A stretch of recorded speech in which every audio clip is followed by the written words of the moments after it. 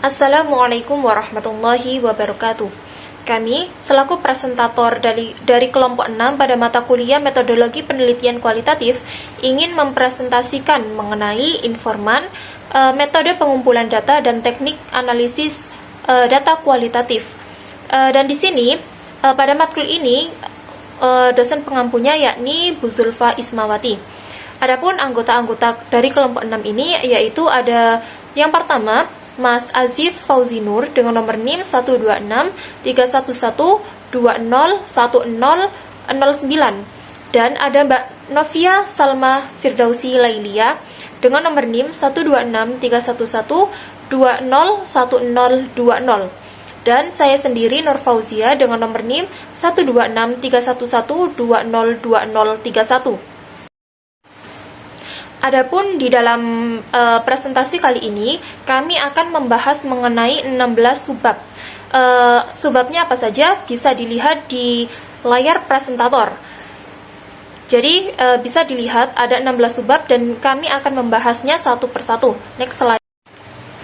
Subbab yang pertama, yakni sumber dan jenis data. Dalam penelitian kualitatif dan khususnya dalam presentasi kali ini, yang akan saya bahas mengenai sumber dan jenis data yaitu dari bukunya Profesor Burhan Bungin. Dan di bukunya Profesor Burhan Bungin, seperti yang ada di layar presentasi, bahwa ada dua jenis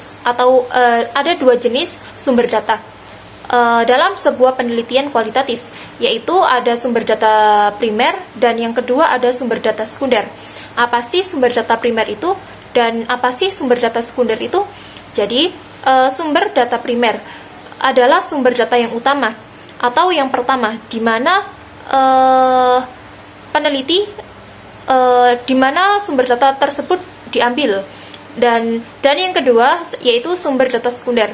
Sumber data sekunder adalah sumber data kedua setelah sumber data primer.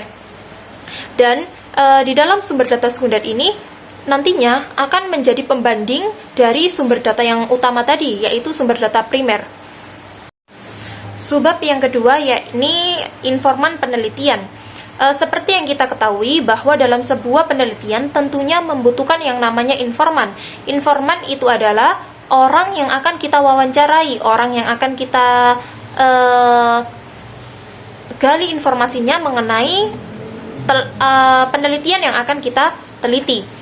Dan tentunya informan dalam sebuah penelitian itu sangat penting, sangat memiliki peran penting. Meskipun di dalam suatu penelitian kualitatif, peneliti adalah instrumen kunci, namun informan penelitian dalam kualitatif juga tidak kalah penting dari peneliti itu sendiri. Dalam sebuah penelitian kualitatif tentunya memiliki cara-cara tersendiri untuk menemukan dan menentukan informan penelitian. Dan setiap tokoh tentunya memiliki cara-cara yang berbeda. Nah, di dalam presentasi kali ini, di dalam subbab yang akan saya jelaskan, kami selaku presentator mengambil dari tokoh Burhan Bungin. Dalam bukunya Burhan Bungin, untuk menentukan atau menemukan informan penelitian itu ada 3 cara, yakni yang pertama prosedur purposif, yang kedua prosedur kuota, dan yang ketiga prosedur snowball. Prosedur purposif adalah sebuah strategi menentukan informan yang paling umum di dalam sebuah penelitian kualitatif, yaitu menentukan kelompok peserta yang menjadi informan sesuai dengan kriteria terpilih yang relevan dengan penelitian yang akan kita lakukan. Prosedur yang kedua yaitu prosedur kuota. Dengan prosedur ini, peneliti memutuskan saat merancang penelitian berapa banyak orang dengan karakteristik yang diinginkan untuk dimasukkan sebagai informan. Prosedur kuota lebih spesifik sehubung dengan ukuran dan populasi subsampel, dan sub-sub kelompok yang dipilih. Dan prosedur yang terakhir menurut bukunya Burhan Bungin yaitu ada prosedur snowball. Dalam prosedur ini, dengan siapa peserta atau informan pernah kontak atau pertama kali bertemu dengan peneliti adalah penting untuk menggunakan jaringan sosial mereka untuk merujuk peneliti kepada orang lain yang berpotensi berpartisipasi atau berkontribusi dan mempelajari mengenai masalah atau penelitian yang akan kita teliti.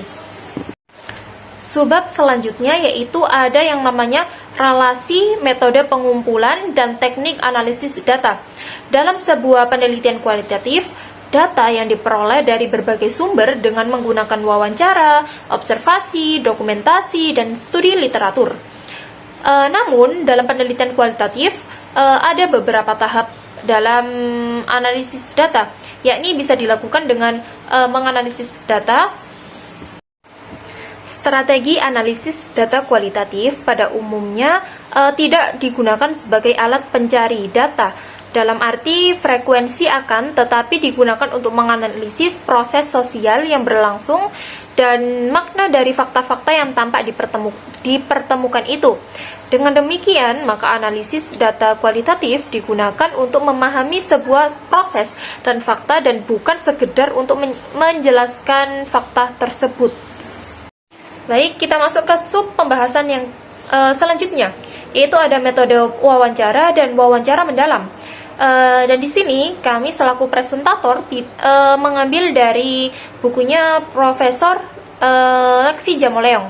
Di sini wawancara adalah percakapan dengan maksud tertentu. Percakapan itu dilakukan oleh dua pihak, yaitu ada pewawancara atau interviewer yang mengajukan pertanyaan, dan ada yang namanya terwawancara atau interview yang memberikan jawaban atas pertanyaan dari pewawancara. Metode wawancara mendalam di dalam bukunya Lexi Jamoleong, metode wawancara mendalam adalah proses memperoleh keterangan untuk tujuan penelitian dengan cara tanya jawab sambil bertatap muka antara pewawancara dan informan yang akan diwawancarai atau orang yang diwawancarai, dengan atau tanpa pedoman wawancara. Jadi di dalam wawancara mendalam ini seorang peneliti selaku pewawancara tidak mempersiapkan struktur untuk sebagai pedoman wawancara. Jadi di mana pewawancara dan informan terlihat dalam kehidupan sosial yang relatif lama. Metode wawancara mendalam atau in-depth interview adalah sama seperti metode wawancara lainnya. Hanya peran wawancara, tujuan wawancara, peran informasi, dan cara melakukan wawancara yang berbeda pada wawancara umumnya. Mungkin cukup dari saya, itu saja yang bisa saya sampaikan.